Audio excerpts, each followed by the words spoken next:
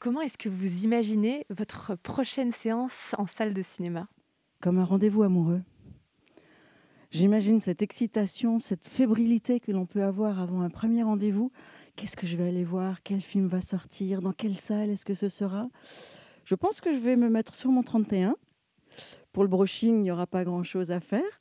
Mais oui, je l'imagine comme une fête, un bonheur attendu, comme quand on attend quelqu'un.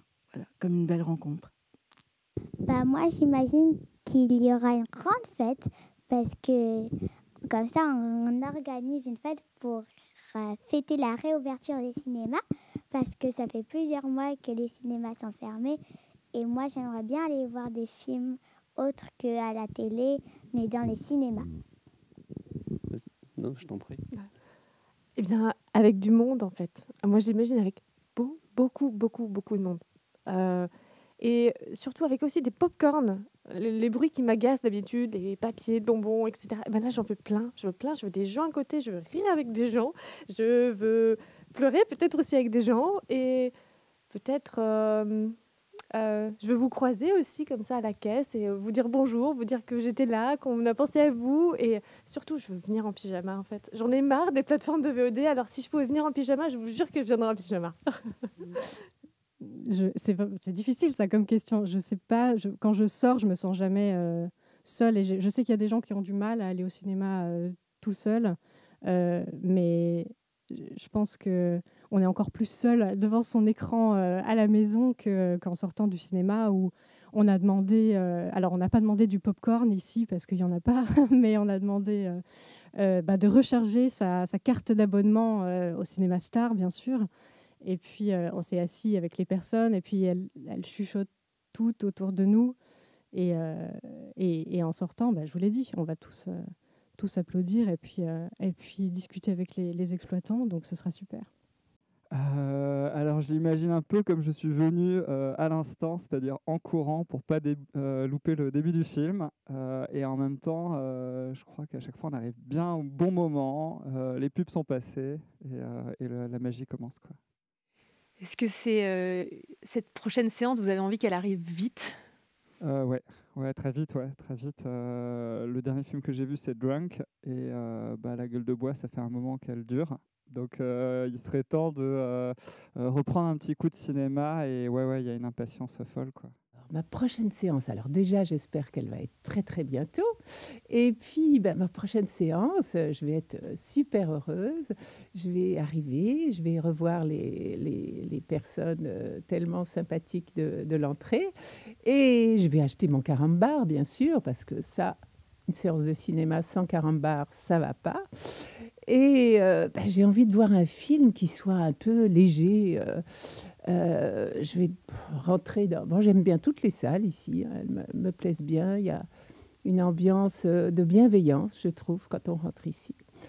Et qui fait du bien, vraiment, et on en a vraiment besoin. Moi, je l'imagine...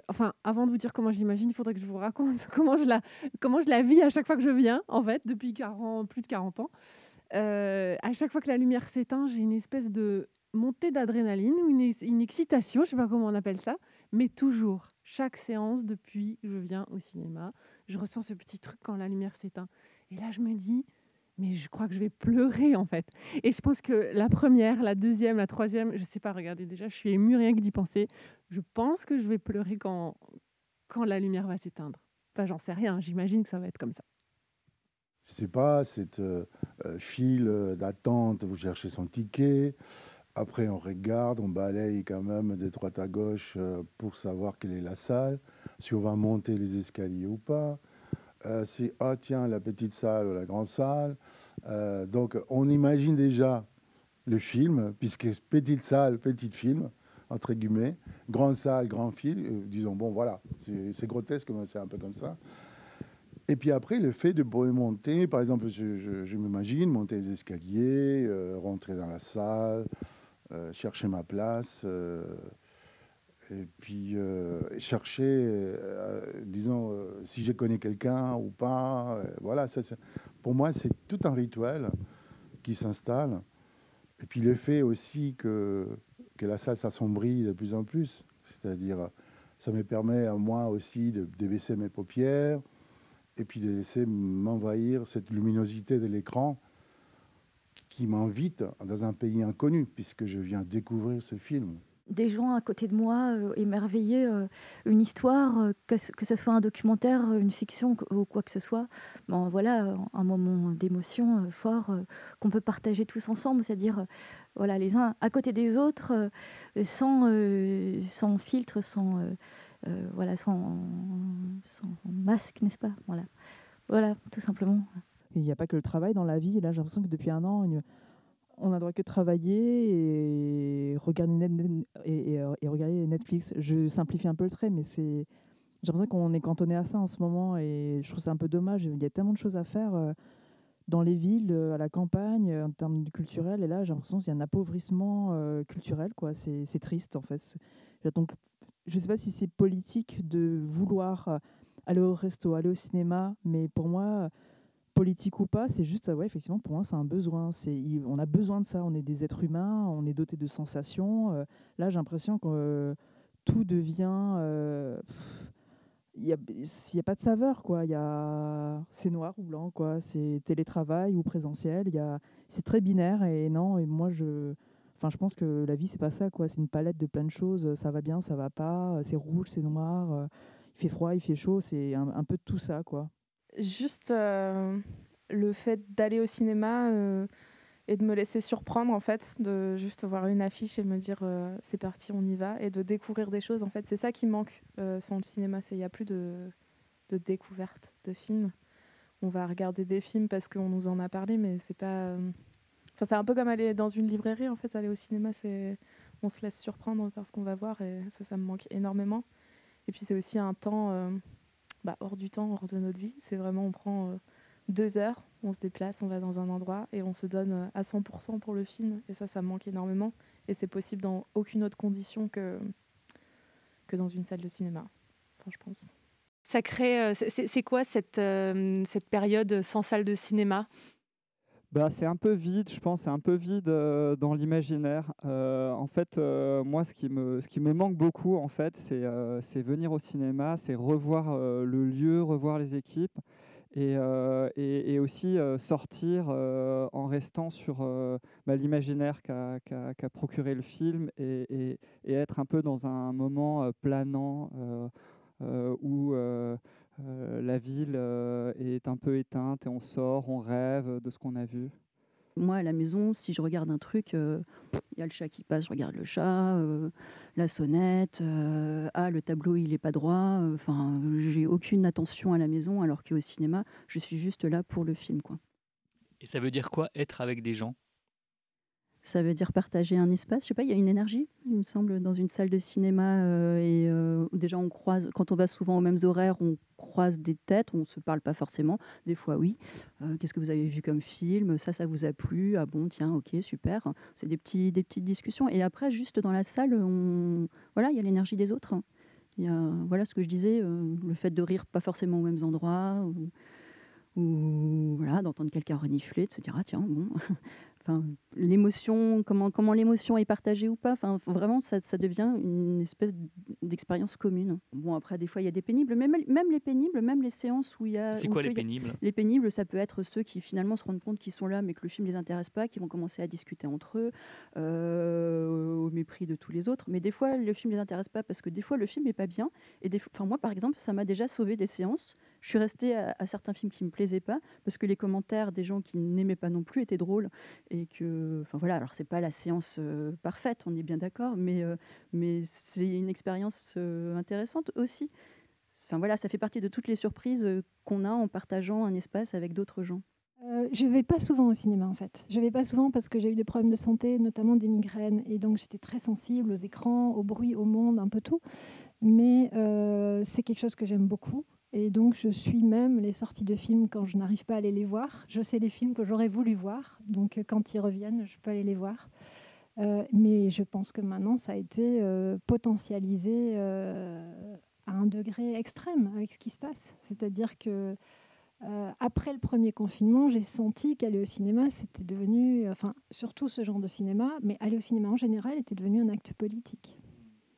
Vous pouvez pousser un petit peu la réflexion là-dessus? Disons que je pense que la pandémie, l'inattendu, toutes les peurs, les angoisses que ça a suscité, surtout au début, les interrogations, et puis le fait de voir que ça traîne en longueur, ça a incité encore plus les gens à se replier sur eux-mêmes et à s'abonner à des canaux comme Netflix et compagnie, les jeunes, mais pas que, enfin toute génération confondue.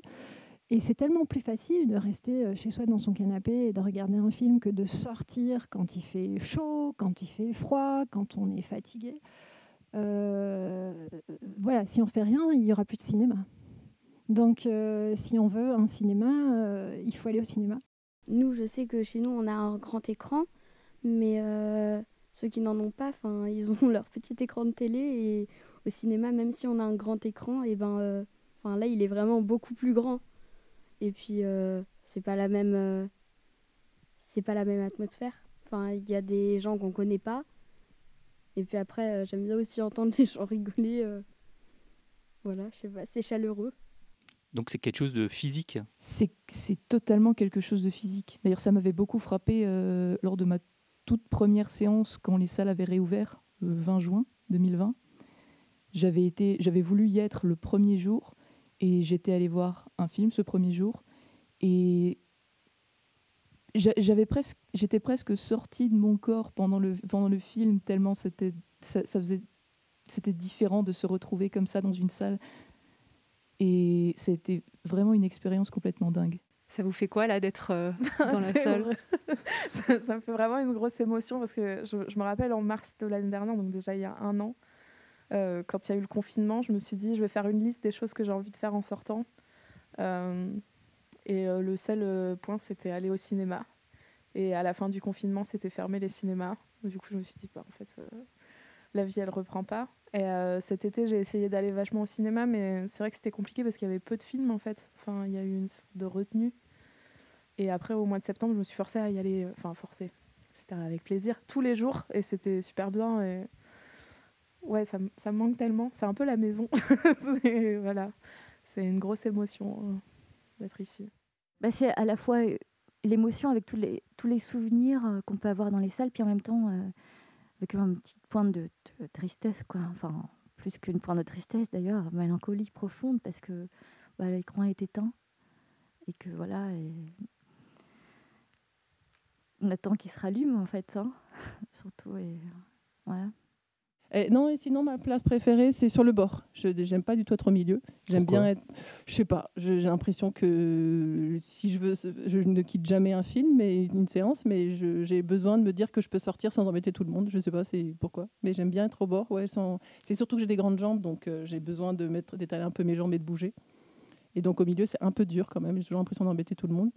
Et en général, plutôt sur le haut quand même. Ouais, j'aime pas être trop... une fois, j'étais trop bas et c'est horrible. En fait, on n'arrive pas à voir la globalité de l'écran. Je trouve qu'on a mal au cou. Enfin, j'aime pas du tout être en bas. C'est un mystère absolu. Quand je vois les gens en premier rang, je ne comprends pas.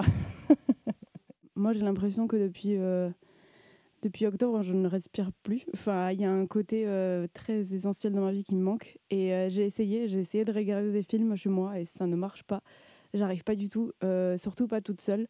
Quand je le vois avec des amis, si c'est des films un peu qu'on revoit parce qu'on a déjà vu et on se marre et c'est plutôt drôle. Mais moi, les regarder toute seule, je peux pas.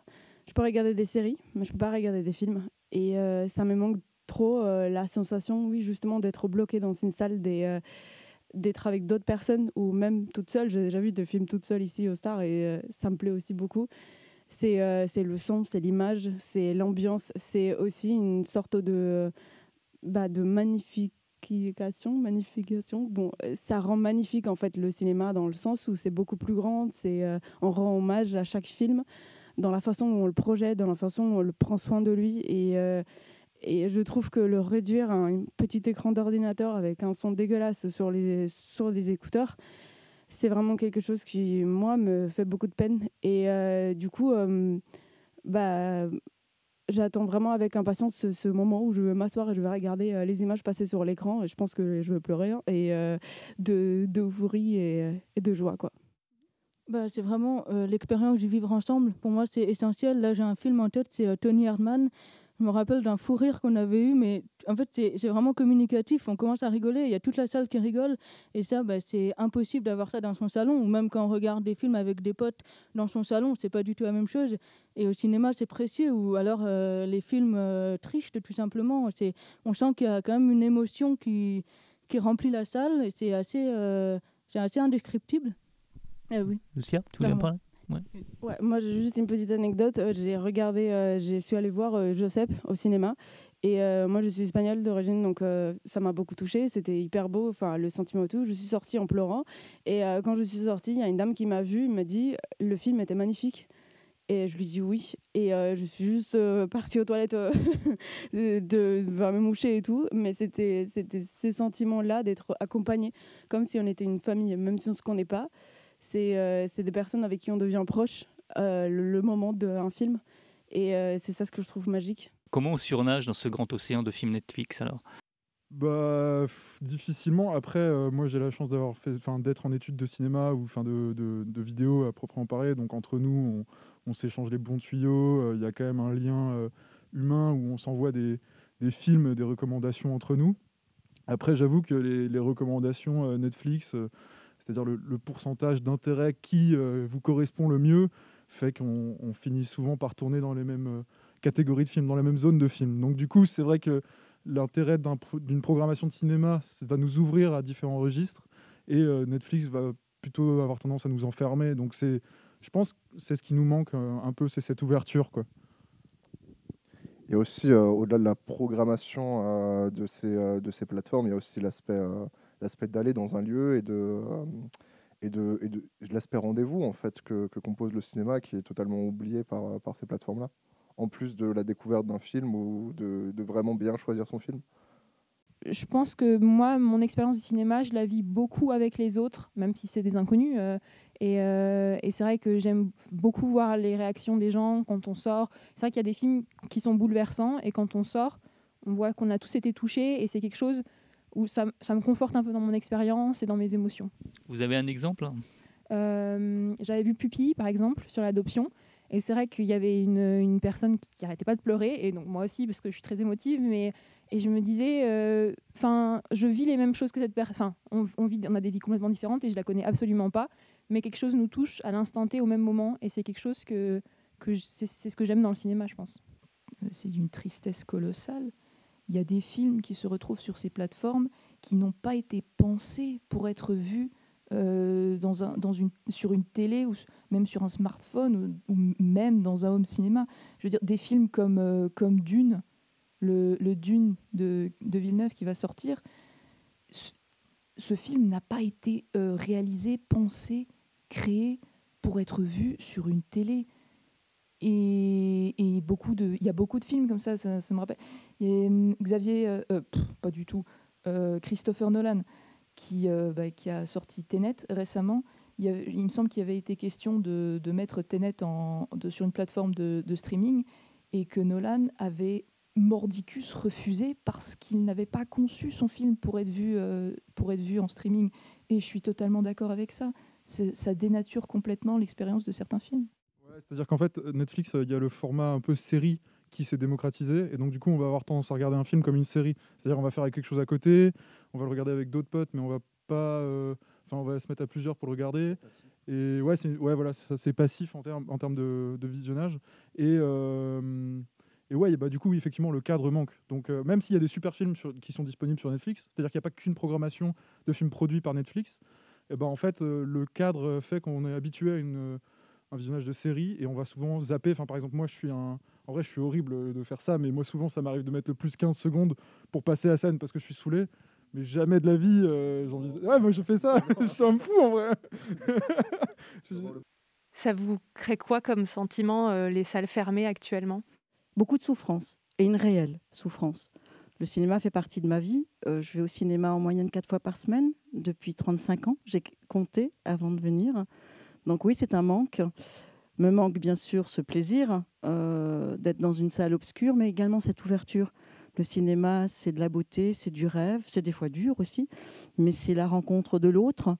Oui, non, mais une réelle souffrance, un réel manque que j'ai pas de télé, mais enfin que l'ordinateur ou ce que l'on peut voir ne peut pas remplacer.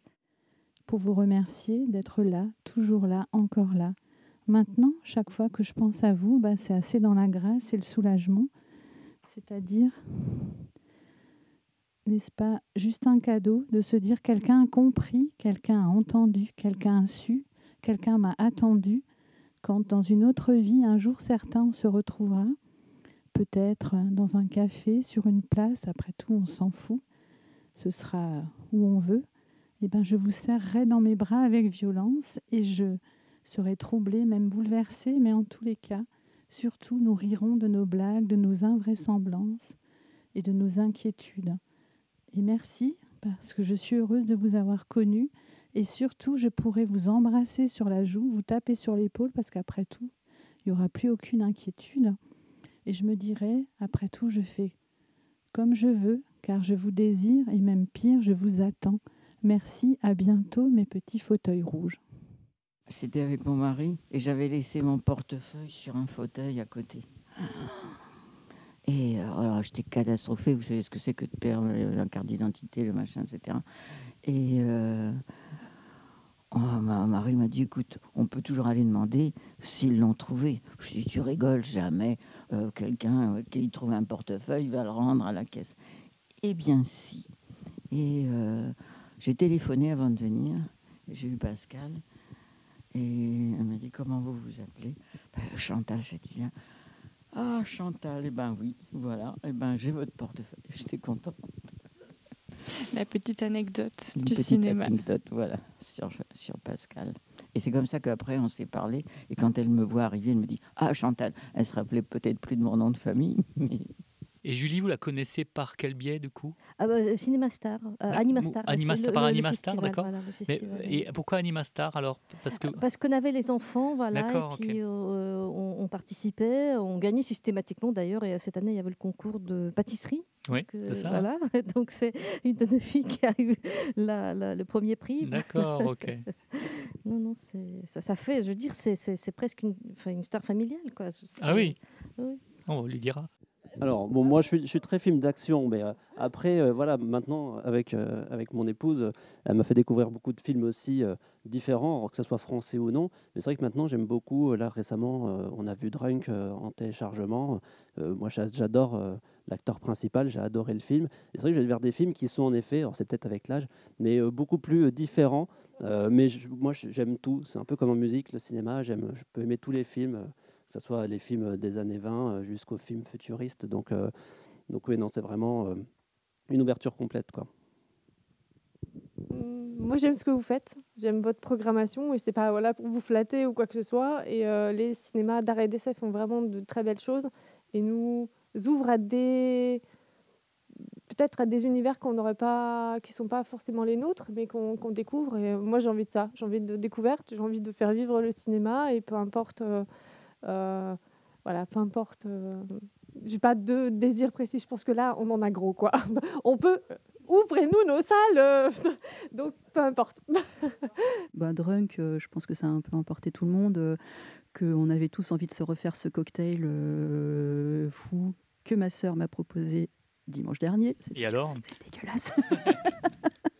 Mais je vois bien comment ça peut saouler, par contre. Comme aller au cinéma est un rituel physique, il y a ce déplacement qui précède le déplacement dans l'écran. Je pense que, comme lorsqu'on va à l'église, il y a des rituels, eh bien, je vais plus volontiers toujours à la même place. Voilà. Maintenant, si quelqu'un d'autre à ma place, est à la place où je vais d'habitude, ça ne me pose pas de problème particulier. Voilà.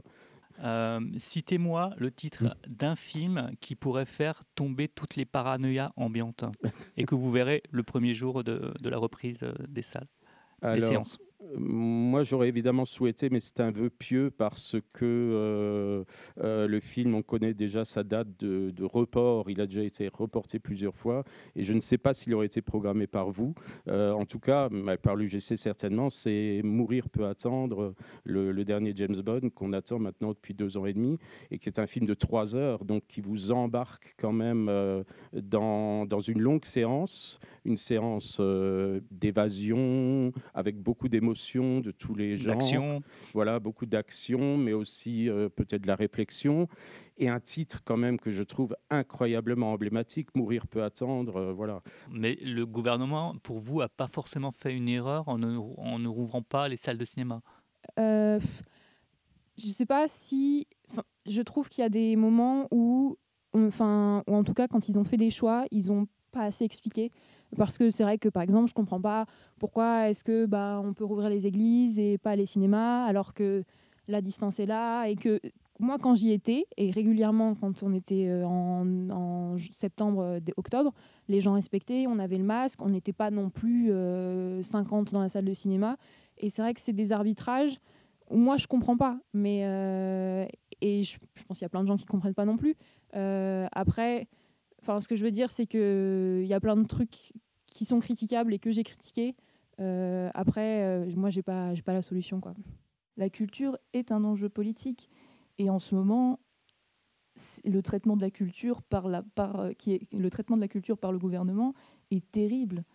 Et ça a quelque chose de politique de se retrouver pour aller au cinéma. Comme les occupations de théâtre. C'est vraiment montrer qu'on veut de la culture, qu'on est prêt à se battre pour elle. Et révolution. Ça a suscité chez moi de la colère, je pense. Au début, en tout cas. Parce qu'en fait, je me dis que dans le tram, dans le métro, dans les transports en commun, tout le monde s'entasse. Alors que dans les salles de cinéma, il y avait tellement de choses à faire pour éviter la propagation du virus. Laisser une place vide entre groupes, comme on le faisait à l'UGC, en fait. Ou au Star ou au Synthèse, comme c'était fait partout. Je pense qu'il y a moins de chances d'être contaminé dans une salle de cinéma qu'ailleurs, surtout. Et je ne vois pas pourquoi est-ce qu'on aurait dû fermer, pourquoi est-ce que les salles de cinéma ont fermé. Je ne vois pas pourquoi ça a dû fermer, alors que nous, on est carrément seuls chez nous et compagnie, et qu'on peut aller dans les transports en commun, s'entasser et pas respecter les gestes barrières, parce que on ne peut pas respecter les gestes barrières dans les transports en commun, quoi. Alors, moi, j'attends avec impatience également la réouverture des salles de cinéma, mais pas sans une certaine crainte, parce que je pense que cette crainte est ancrée en moi depuis un peu plus d'1 an, et qu'on était les premières à être attentives justement à ce que les personnes dans cette salle même étaient masquées ou pas. Beaucoup ne l'étaient pas. Donc voilà, je voudrais avoir des garanties de sécurité pour avoir le plaisir complet de ce moment-là. Voilà. Et ce qui me pose question, c'est l'aération. Je pense que c'est ça le problème des salles de cinéma, c'est la ventilation. Le renouvellement de l'air. Le renouvellement de l'air, voilà, par rapport à ça. Alors je me réjouirais beaucoup parce que c'est vraiment pour moi quelque chose d'important, le cinéma, mais je voudrais le faire dans les meilleures conditions possibles, en étant totalement décontractée et sans avoir peur voilà, même si je suis vaccinée. Je pense que ce qui prouve aussi que les spectateurs sont là, vont être au rendez-vous, ne serait-ce que cette initiative prouve que les gens ont envie de venir s'asseoir dans une salle et puis d'exprimer leur gratitude aux exploitants et de leur dire que si, on sera là dès que ce sera possible. On sera là et on sera fidèle comme à notre habitude, bien sûr. Je l'imagine avec un EPI, donc un équipement de protection individuelle, et venir avec une espèce de combi blanche comme on met dans les laboratoires, mais toute confortable, comme ça on reste dans l'esprit cocooning du cinéma. Après, à la place du masque, peut-être un masque à oxygène, comme ça l'oxygène apporte un petit plus et du plaisir en plus. Et, et comme ça, voilà, le moment, il est sécure, sans danger de contaminer les autres et un cocooning en plus. Qu'est-ce qui vous a donné envie de participer à ce moment de vivement ma prochaine séance ? Revenir vite au cinéma. Dès que ça rouvre, on revient. On y est déjà.